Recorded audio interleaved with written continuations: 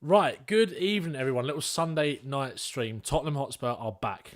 Tomorrow night, we will play Leicester. Tomorrow night, we would probably know what the result is going to be by the time you guys are watching this, by the time we've ended this stream. Spurs will have kicked off their Premier League campaign. Welcome, everybody. How are we all doing? Good evening to you guys. We're going to go through in this stream how I think Spurs are going to set up, how Leicester are going to set up, how we kind of combat that. At the moment, for me, and you guys help me out in the chat, there are only 4 outfield players for Tottenham that I think are guaranteed to start tomorrow under Ange Postecoglou in our first pre-season game, or first Premier League season game. We're out of pre-season now. We're into the real stuff. We're into the Premier League. Obviously, the Premier League kicked off this weekend. We've learned a lot about a lot of different teams, and what are we going to learn about Tottenham and Leicester tomorrow? Before we get into it, thank you to you guys that are in the chat. I can see Proby in here, absolute OG. Lewis Griffin, Wild Dog, El Dante, Archie Parker is always in these streams. Thank you guys so much for the support. Billy Price as well. How is everybody doing? This is going to be super interactive, like all the streams that we do. So I want to hear your thoughts. I want to hear the team that you want to see. I'm going to go through the team that I think I would put forward. I'm going to go through what I think Ange will put forward, and obviously we'll go through what you guys think as well. Obviously, we will briefly chat. I'm going to do a stream tomorrow morning as well. For you guys that are watching this live on Sunday night, for you guys that are watching this afterwards, I will be streaming on Monday morning, as I usually do during the weeks, to chat transfer bits. Obviously, we will chat a little bit about Oliver Skipp now. Obviously, Oliver Skipp looks like he's on his way to Leicester. He will not be in the starting lineup tomorrow. I don't think he would be registered in time. The move hasn't been announced yet. Spurs get a good fee for him. We're going to go in and talk about that in a bit more detail on tomorrow's stream. So this is going to be, purely just about setting up. There's a lot to talk about. But before we get into that, I just wanted to say a massive thank you to you guys for the support on this video. Obviously, since the last time we spoke, Tottenham have a new signing, Wilson Odobert. I have done a video on it on my channel, which has, the kind of support on it has sort of blown me away, really, if I'm being honest. It's my most viewed video. Obviously, the Dominic Solanke one, we know, did really well. You guys loved that. And the Wilson Odobert one has kind of smashed it out of the park already. We're on 32,000 views on that video, which is absolutely nuts. So I want to say a massive, massive thank you to everyone who's watched that video, who's liked, who's subscribed, all that good stuff. Because, it massively helps me out, and I'm hugely grateful for kind of all your support on that. So tomorrow night is going to be a very, very interesting test for Tottenham, because Leicester are a team that we have kind of a bit of an indifferent record against them, especially away from home. Our last 5 games at the King Power, the last time we went there in the Premier League was that famous 4-1 defeat. One of the last games under Antonio Conte. Well, actually, Conte wasn't even the manager, was he? Or was it when he was just about to leave? I can't remember if Stellini in charge. That whole period was just a bit of a blur, to be honest. The game before that was obviously the Steven Bergwijn game, the 3-2. We won there 4-2 in COVID, obviously with Gareth Bale. And then before that, it was in Pochettino's final season. We lost there 2-1. So we've won 3 out of the last 5 there. They've beaten us twice. And obviously the last time we played them, they beat us, and obviously they went down. They're back up. Enzo Maresca is not the manager anymore. Steve Cooper is the manager. Their form in pre-season started off okay, but over the last few weeks, things have got quite poor for Leicester, and I think their fans are quite worried about what the season holds for them. Obviously, points deduction potentially looming. I think we found out a little bit more about that today, potentially about their financial situation and the points deduction they might face. They won their first 2 pre-season games against Villarreal and Shrewsbury. Mavididi on target in both of those. I expect Mavididi to play tomorrow. They've got a few injuries, which I'm going to run through. I'm just going to run through everything kind of Leicester related very quickly, and then we'll get on to Tottenham, because that's why you guys are here, obviously. But they lost 3 on the bounce back-to-back without scoring a goal against Palermo, Augsburg and Lens. 3-0 in their last pre-season fixture last weekend to Lens. Obviously, Tottenham coming in a little bit better shape. We've lost our last 2, but obviously I think the performance has been encouraging. I'm not sure Leicester fans are that encouraged. They seem very behind Steve Cooper at the start. It's a very different style of football to what we saw under Maresca. Maresca was very possession-based, very possession-heavy. This is classic Steve Cooper. This is, counter-attack, good wingers, transitional football, try and keep it tight. But they have got some good footballers in that midfield. None more so than Harry Winks. Obviously, like I said, Oliver Skipp won't be joining him just yet. But Harry Winks, obviously very familiar to Tottenham, will be in there. So this fixture always brings goals. This fixture has produced 128 goals in 34 Premier League meetings, the highest average goals per game of all Premier League fixtures to have been played more than 20 times. So, are we going to get fireworks? Are we going to get that box office tomorrow? Leicester unbeaten in their past 5 opening day fixtures. They are, however, winless in 5 Monday night Premier League matches. And Steve Cooper's last game, in fact, last game as a manager in the Premier League was against Tottenham. We were the kind of nail in the coffin when he was at Nottingham Forest. That 2-0 victory, Kulusevski and Richarlison on target in that one. So let's just talk quickly about kind of Leicester and how they're going to set up tomorrow, potentially. Obviously, they've got some injuries to be aware of as well. Jamie Vardy, Luke Thomas, Connor Cody and Patson Daka, the kind of notable absences. Obviously, you can see they're not there. They obviously have signed Facundo Buonanotte from Brighton, who obviously hasn't on loan, who hasn't featured in pre-season for them yet. So I wonder if we'll see him tomorrow. During pre-season, they've kind of been set up in a 4-2-3-1 shape. We know Steve Cooper likes to usually play a 3 at the back. I think he'll go to that in possession tomorrow. Out of possession, they kind of set up in that 4-2-3-1. Out of possession, they set up in that 4-2-3-1. On the ball, they kind of are in a more 3-2-4-1 shape, creating that kind of box in midfield that we all know. So you kind of look a bit something like this. If Ricardo Pereira plays at the back, it'll kind of go to a 3 at the back with James Justin bombing on more as that left winger.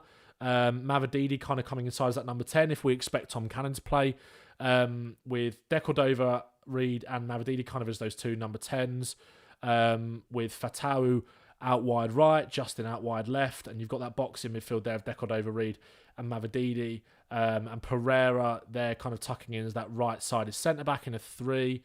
Obviously, Buonanotte, if he does play, you'd expect him to maybe play just behind the striker, maybe instead of Decordova, Reed. You've got Hamza Chowdhury, who could potentially come in there as well. That's kind of an example, of how they would look maybe when they have the ball. When one fullback pushes on, the winger on that side will kind of slip into play as one of the 2 number 10s. Obviously, kind of a common system now that used. Obviously, Steve Cooper kind of moving, obviously, with the times a little bit. I saw a stat in terms of the formations that he used the most since September 2021, which is a 3-4-1-2. He hasn't really got the striker options available to play with the 2 up front, unless Mavididi joins Tom Cannon up there potentially. But that's kind of how Leicester are going to look when they've got the ball, kind of setting up with a 3 at the back and then out of possession with that kind of 4 at the back. But let's move on to Tottenham. So how does that affect us? How does that affect how we're going to set up? Let's go to the chat quickly. 151 of you in here now. Massively grateful for all you guys kind of joining on a Sunday night.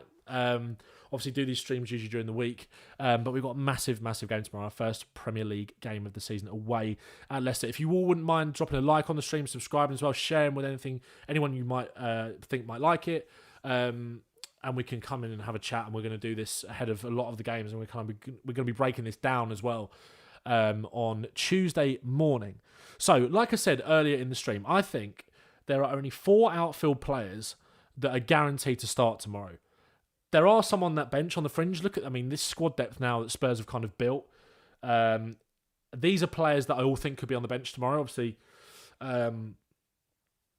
not all of them are going to be there, but it kind of speaks to kind of the squad depth that we do have now. Obviously, Ibasuma is over here on his own. He is suspended for obviously the incident with the laughing gas. The club are taking a very strong stance on that, and I back them for that. So let's get rid of Ibasuma. We don't need him there. We've got all of our defenders up here. I've kind of tried to separate this out into positions so we can kind of easily drag people on. We've got our defenders here. Spence drags into Doggy and Davis.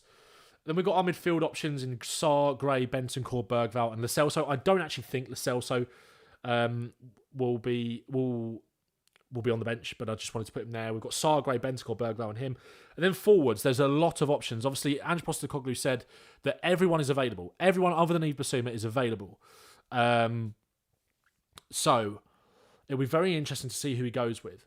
Like I said, I think that the only guaranteed starters tomorrow, outfield, are Son, Porro, Romero, and Van de Ven. I think there are some on the bench that are definitely more likely to start than others. Like I said, I think Destiny Udogie will start. I think it's just, obviously, he's only had 45 minutes of football in pre-season, and that came in the second half against Bayern Munich. Obviously, he's been training with the last couple of weeks, so he should be fine, but there is a chance that maybe he does go with Jed Spence there.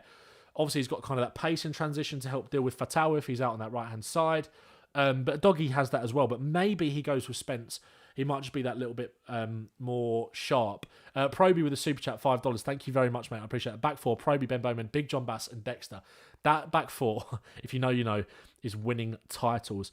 Let's see what you guys think then. Who do we think is going to play at left back? Do we think it's going to be Destiny Udogie? Do we think it's going to be potentially Jed Spence? I think it's probably likely to be Destiny Udogie, right? I think that, like I said, he's had that match fitness into him now with that second half against Bayern. Obviously, it's not a lot of football, but I think it'll probably be enough. I think he probably will take the gamble on him. What do you guys think in the chat? What do you guys think? We've got, the Knight says 5 outfield guaranteed to start, back 4 and so on. I think you're right. I do think it will be Destiny Udogie. We'll come on to the midfield. Mantix has got some good shouts for that. Because I think there are so many different kind of combinations you could go for, especially in that forward line as well. It's going to be very interesting and exciting to see what Spurs do. Matty Kushner says, a Leicester fan I spoke to said, we will beat them 7-0. That is very optimistic, I think. They have no striker, can't score a goal, bad at set pieces, and in bad form anyhow, will still lose. I mean, Leicester on the way, first game of the season does feel a little bit cursed. I think it's going to be Udogie, right? We do think it's going to be Destiny Udogie. I think the only thing holding him back is potentially that match sharpness, but I do think it's going to be him. So Destiny Udogie slots in there. Now this is where it gets very interesting. Very, very interesting in terms of that midfield. Obviously, like I said, we know Yves Bissouma for tomorrow. I think if Bissouma, the way that he's played in pre-season, would be a guaranteed starter to play as that number 6. We all know that, right? I don't think he would have done anything else. I think it's kind of forced his hand to make a decision. Obviously, Rodrigo Bentancur has only, as well as Destiny Udogie, had 45 minutes of pre-season football, kind of in terms of that match sharpness. However, obviously, Rodrigo Bentancur did play for Uruguay in the summer, so he's kind of got a little bit more in the tank. Again, it's frustrating for Bentancur that,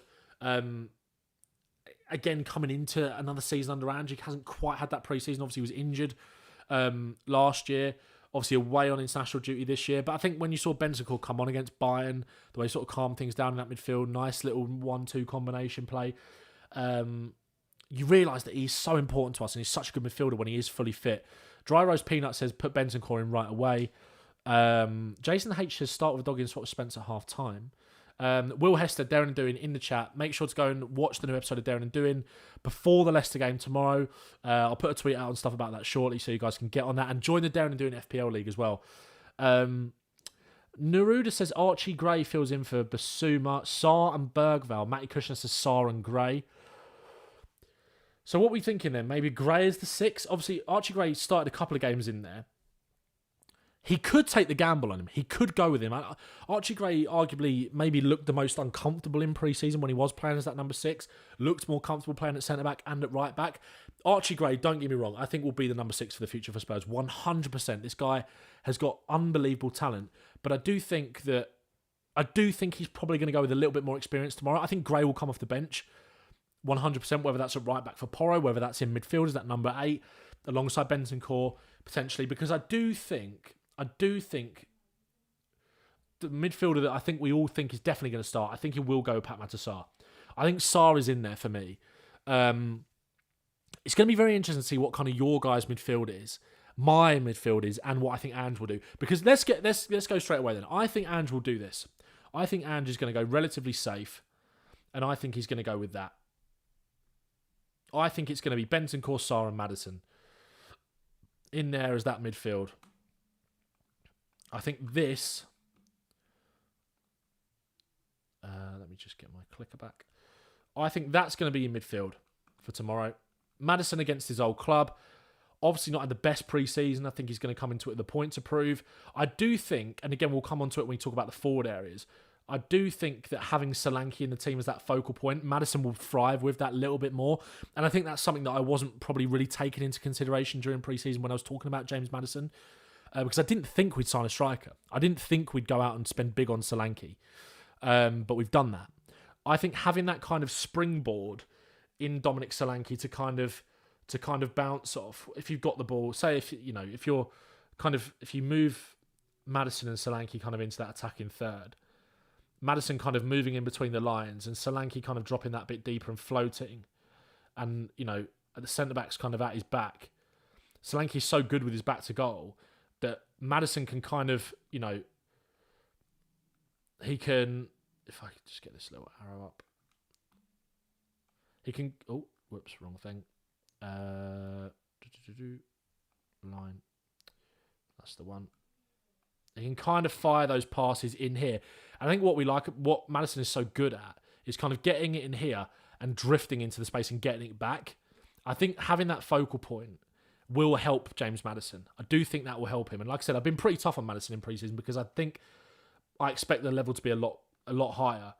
But I think this is what Ange will go with. I don't know if you guys agree. Oh God, I don't know if you guys agree. I think that's the midfield that Ange will go with tomorrow. Bentancur, Sarr, and Maddison. It's someone that he can trust. A midfield that he kind of trusts. Maka Edit says Bentancur, Sarr, Maddison, Graham, Bergvall will come on if nothing gets creative. Maddison on Winks' side. Yeah, Maddison and Winks going to be an interesting midfield battle. Peter Gordon says Bentancur, Maddison, and Sarr. That's what he thinks it will be. I think that's what it will be.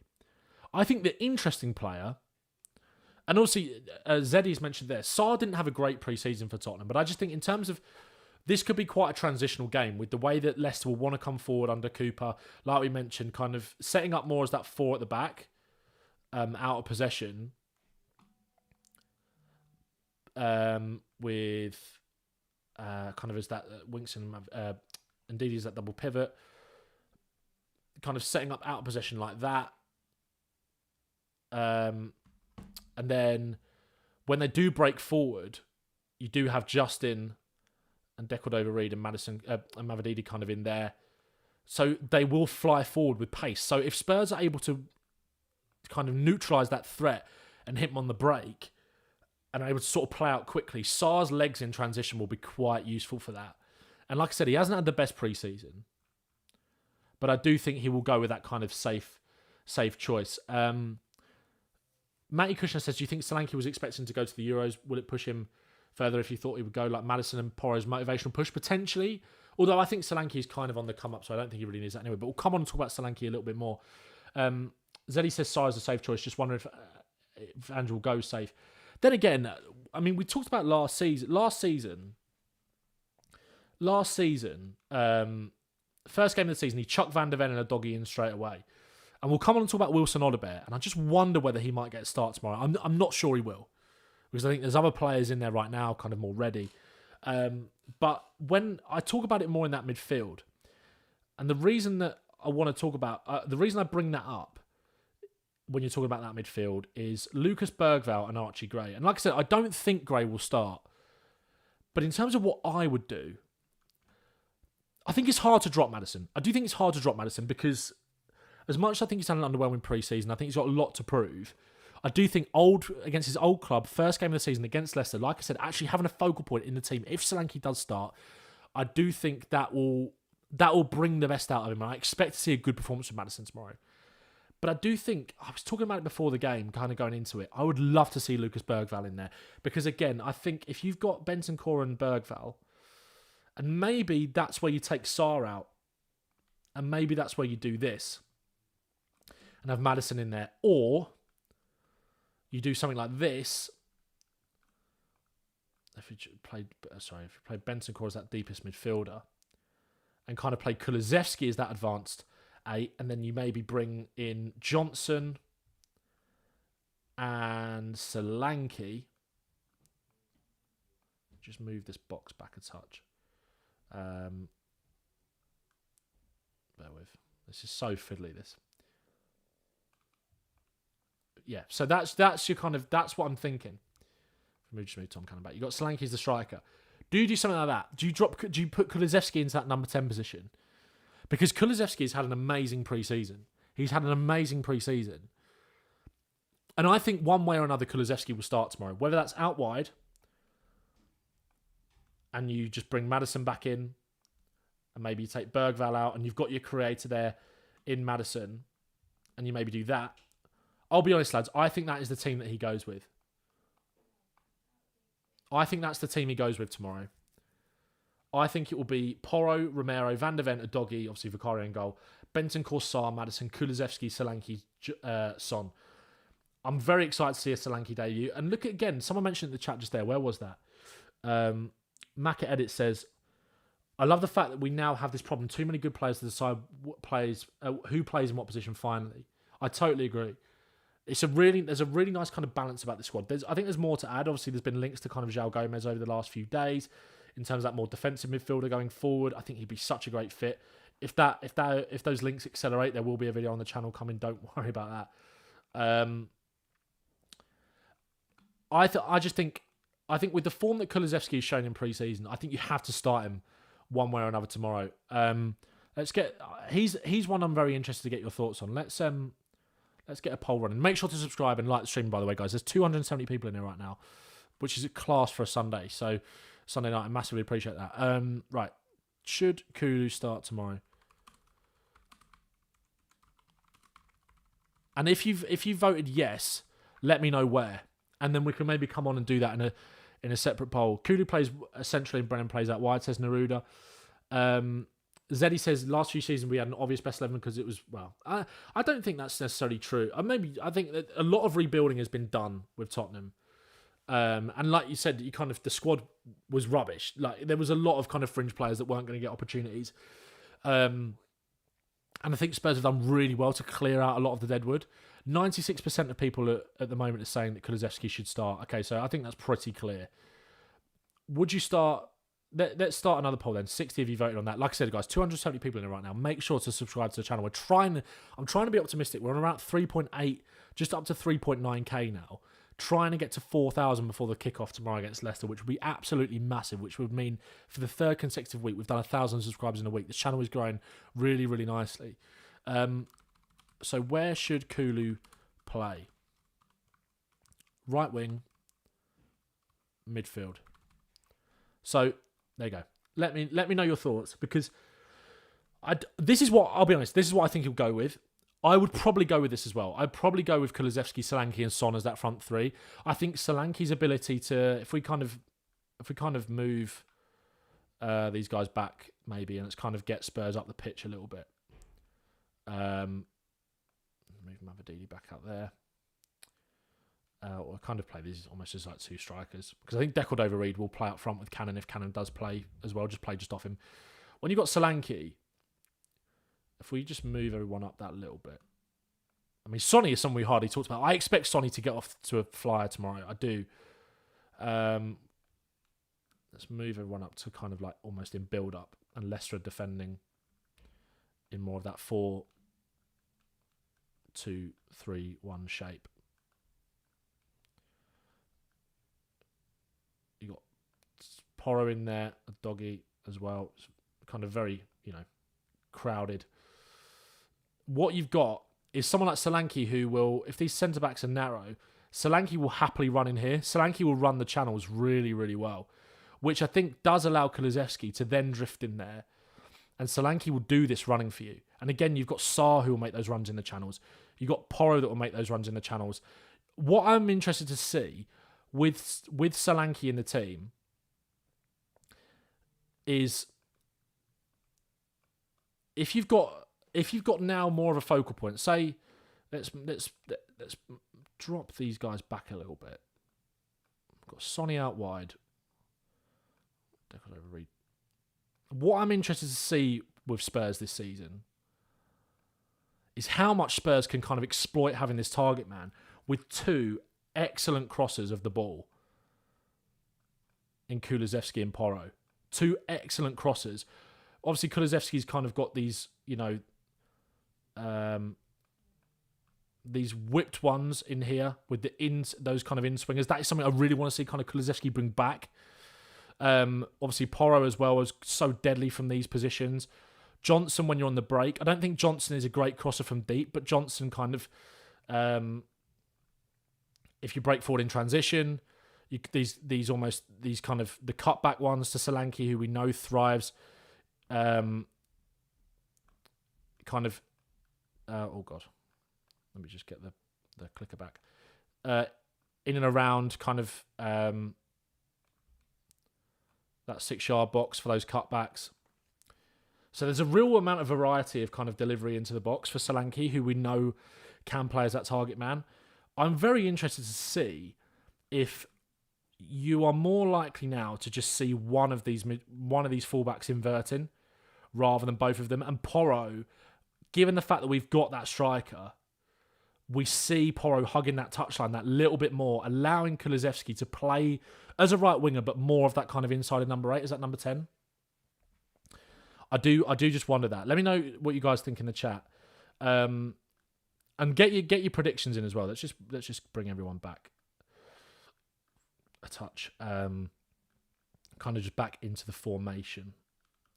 I do wonder whether we will only. I talked about this with Wilson Odobert in the video that I did. With Wilson Odobert kind of liking to staying tight to the touchline, he's very comfortable crossing on both feet. I do wonder, again, that will suit Porro and his invert and how much he inverts. And again, if he plays on the left-hand side with the doggy as well, I do just wonder whether we will see Porro playing more as a natural right-back with Kulusevski. If he does start on this side, Kulusevski wanting to kind of drift into these areas where he's so dangerous. So dangerous. Let's see what you guys are saying in the chat. Palcic says maybe Ange plays Bentancur as a 6, Madders as an 8, and Kulu as a 10. I don't think that's a shout. I think what you could see, depending on the game state, is maybe a substitution like this, and then you bring Johnson on, and then you do that. But I think with the midfield options that you have got in, I mean, let's take away Lo Celso because he's not going to be on the bench, is he? In Gray, you know, if we just tuck these all on here as kind of midfield options. Gray, Bergvall, Maddison. Again, Kulusevski. Where did I put Sarr? Oh, I got rid of Sarr. Whoops. I accidentally deleted him. Sarr. You know, that's a lot of options that Spurs have got. And again, this is something I spoke about quite a lot during the Euros. I think people kind of need to get into their heads kind of this almost... Let me just move Van der Ven out of the way. These are all the midfielders that Spurs could interchange with tomorrow. Bentancur, Maddison, Bergvall, Sarr, Gray, Kulusevski. Those are a lot of options that Spurs could kind of rotate with tomorrow. You talk about your starters and your finishers. I think Sarr is a starter, and then I think you bring someone like Bergvall on to give you that bit of control. You know, if you're winning 2-0, just keep possession. Bentancur and Bergvall, I really liked what I saw in the Bayern game. Let's just take Maddison off because I think that could be a sub. And say if you end the game with, if you end up with a kind of a midfield like this, potentially, that could be something that we see. I really like the idea of these two kind of dropping in as a double pivot together. Bergvall's so comfortable coming and getting off the centre-backs. Bentancur, lots of rotation in there as well. And this is where it's so frustrating about Bissouma, because I really think that this could have been really nice. Oh, I've done it the wrong way around. I really think this could have been something nice. Bissouma, Bentancur and Bergvall. But again, hopefully we'll see that at some point during the season. Maybe it could be João Gomez. But obviously Bissouma is kind of an irrelevancy when it comes to tomorrow. But again, I think Ange, you know, is not scared to kind of use his substitutes. We will see a lot of rotation. I think we will see that tomorrow. And I think you kind of starters and finishers. I think that's something that people need to kind of understand. I think we will see a lot of rotation in that midfield in game. And I think Archie Gray will come on. I think Bergvall will come on as well. But I do think this is the midfield that I've lost Sarr again. Oh, what have I done with him? Oh no, this is all going Pete Tong now. There it is. I do think this is the midfield that will start. I do think that's what we'll see at the start. And I think we'll see Kulusevski, Solanke and Son. It's a must-win game, says Maz. Yeah, guys, let me know your predictions in the chat. I think we'll win tomorrow. I do think we'll win tomorrow. I think it could be quite comfortable for us. It's just that it's got that kind of those natural tetchy nerves about it. It's Leicester. It just doesn't feel great, does it? It doesn't feel great. But I think we'll win. Odobert. Let's talk about Wilson Odobert. Wilson Odobert is a sign that I'm really excited about. Like I said, guys, massive thank you kind of for the support on this video. If you've not watched this already, 32k views on this one. My best performing video ever since we started the channel. And the support has been just incredible. Go and give this a watch because I think it kind of gives you a real insight into how Spurs will use him. And again, Wilson Odobert is someone that could come on. There's been a few people in the chat talking about Sonny. Wilson about unavailable to work due to work permit. That hasn't been confirmed yet. So if we're going on the presumption that Odebear could play a part, and there might be one to chat more with the Everton game next week. But if Odebear does play a part, he can come on both wings. He'll get out the fullback. He'll run into space. I think this kid could be a bit of a game changer off the bench. I really do believe that. Potentially that is something that we might see. But I do think that's how he'll start it. Richarlison obviously back. I think he'll get some minutes in the legs. I think we'll get about 15, 20 minutes tomorrow, which is good. Needs those minutes in the tank to get that fit. I don't think we'll see much of Solomon. I think there's even a chance that Solomon might not be on the bench. I think we'll see Mikey Moore come on. I do think we'll see that. I think Werner might play a part as well, potentially. So we shall very much see. Arda says Bergvall has to be starting. He changed the game against Bayern in both games. World-class potential. I totally agree. But I wouldn't put the pressure on saying he has to be starting. I would love to see it. But I'm not sure. A lot of people saying Odebear is overrated. Odebear is Doué light. I think Odebear is the best alternative to Doué on the market. I think he's got really exciting potential. So let's just let him kick a ball first, lads. So 62% of people said they want to see Kulusevski in midfield. So you think it will be Johnson on the right? Okay. Interesting. Must-win game. I totally agree. Someone said 12 versus 11. I think have I got too many players on the pitch there? I don't think I do. I think I was just kind of showing different options. OJ says start with runners like Sarr and Bentancur, then add the quality of Gray and Bergvall. Yeah, I like that, mate. I do like that. Can move Kulu later for running as the 8 and sub on Odebear and Brennan for pace. Yeah, OJ, I like that as well. Paul Savoury says, I'd like to see us bring Radu in and have Maddison or Son come off and play a 3-5-2 with Kulu and Solanke playing up top together. I don't think you need Kulusevski and Solanke up top together. People saying Kulu is a 9. I think Solanke will play, in my opinion. Matt says, do you not think Johnson is better suited to right wing than Kulu? Arguably, yes. But I think that with the way that Kulusevski's been playing, I just don't think you could. I just don't think you can't. I think you have to play Kulusevski tomorrow. Like, Kulusevski is in kind of this... We talked about this on Daring and Doing. I think Kulusevski is kind of in this flow state right now. Kind of everything is going right for him. He's been playing in different positions. Everything is working for him. And like I said, I would not be surprised if Kulusevski starts on the right wing. You see Sarr and Porro taking up wider positions. But obviously, Porro really comfortable inverting and kind of getting into these areas as that number 10. But I would not be surprised to see Porro, especially like I said now, with Solanke kind of as that target man almost in the box, staying wider and using that crossing ability from wide. And linking up with Pot and Sarr down here. And Sarr coming out wide. Again, there's going to be a lot of rotation. Kulusevski will drift inside and drift outside naturally. And like I said, I think you've got a striker in Solanke who will obviously back in and kind of allow you to play off of him, but also will run in the channels and do a lot of selfless work for you and open up spaces, which could be crucial. Again, we'll kind of come back to it. If you've got Solanke kind of running into these areas, that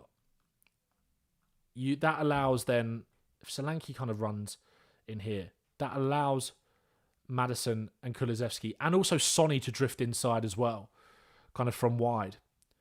So I think what we're going to see definitely tomorrow is a lot of fluidity, a lot of rotation, and I think we're actually going to see Tottenham play with a centre forward for the first time since Richarlison was probably kind of properly fit and firing. And I think one thing that we thought about Ange at the start kind of this project was that this team maybe doesn't need a proper number 9. Maybe we were kind of gaslit into believing that because Sonny had such a brilliant start to last season. And obviously he was kind of seen as that perfect Ange number 9 because he could get in and around the box, one-touch finishing, converting high XG chances, such a sharp finisher. But I think one thing that we quickly learned last season was that this team is better with a focal point. And I think Solanke, it unlocks the best of Maddison. I think it unlocks the best of Kulusevski. And I think it unlocks the best of Sonny. And I think when you've got a striker that allows those 3 men that will play, if you're setting up more in kind of a 4-2-3-1, just as when we had Harry Kane, and think about this as say if this almost goes into a double pivot, because this is what it will look like at times as well, guys, right? And again, we spoke about Tottenham kind of building up in that 2-3-5 or 3-2-5 shape as well. If you've got that front 4 here, and you've got a striker now in Solanke that suits, that will get the best out of all the best attributes of these three forwards, then you've got a lot of goals on your hands there. I genuinely believe that. I think he brings the best out of Maddison in someone who can fire it off to and get it back from. Sonny as well. Solanke will drop deep and play those runs in, play those balls in behind, just like Harry Kane used to. And Kulusevski as well. With Solanke being able to run the channels allows Kulusevski to come inside that little bit more. I think you've got three players there that will press for days in Solanke, Kulusevski and Son. And Maddison kind of just picking up those second balls as well. And once you do turn the ball over and win it back, you've got someone like Maddison with that deadly creativity kind of in the final third to make something happen once you make those turnovers. So, lads, that's kind of how I see it for tomorrow. I see Spurs winning. I see Spurs winning fairly comfortably. I could see a 3-1. Let me know what you guys think in the chat. Thank you all very much for joining. Let's get some of your comments quickly before we go. And like I said, guys, if you haven't watched this live, if you're watching this tomorrow morning, or Monday morning, if you're watching this tonight, if you're watching this in USA, Australia, whatever, wherever you're watching this from, let me know your thoughts in the comments. Timmy says, hopefully Solanke will make runs like Kane used to, able to get back and help his team, but also be able to help open up space, 100%. Binky says, heard people saying they expect us Johnson, Sonny, Kulu front three and can't see Solanke starting. I think Solanke will start. Dan Kilpatrick has confirmed the doggy is likely to start tomorrow. Nice, okay. Nice. Has he confirmed anybody else? Do we know that? Zeddy says our high turnovers are going to be a joke this season. Can't wait to watch. I totally agree, mate. I think that front four high turnovers absolutely galore. Over 300 people in here, lads. Massively appreciate your support on a Sunday night. And by this time tomorrow, we will know the result of Tottenham's first game of the season. I'll be live probably on TikTok tomorrow night after the game. I probably won't do a YouTube live, but again, I'll be live on Tuesday morning to break down the Leicester game. And yeah, it's a big week for Ben Bowman. Some exciting things coming. I will be, I think I can say it now, I will be on the Overlap fan debate on Wednesday, going up to Manchester for that one. So there won't be a stream on Wednesday morning. Really excited about that. I'm going to kind of be the Tottenham fan on there, talking about Tottenham. So make sure you kind of, get behind me and give that a watch when it comes out. But yeah, lads, big week. Tottenham's first game. We'll be there tomorrow. Hopefully we get that win. Hopefully we kick the season off in the best way possible. Thank you so much for everyone that tuned in this evening. Let me know your thoughts in the comments. Get at me on Twitter as well. Go and give me a follow over there. Kind of closing in on, where are you? Like 3.5k. On 3.5k followers now on there. So yeah, go and give me a follow there. Chat to me over there. So yeah, we'll be there. Nice one, guys. Have a good rest of your Sunday evening. Have a good Monday. I'll see you live tomorrow morning. We're going to chat through Oliver Skip, João Gomez, everything else about the game tomorrow. But that's kind of been your tactical preview of it. Have a good one, lads. And up the Spurs. Fingers crossed for a good result tomorrow. Come on, you Spurs.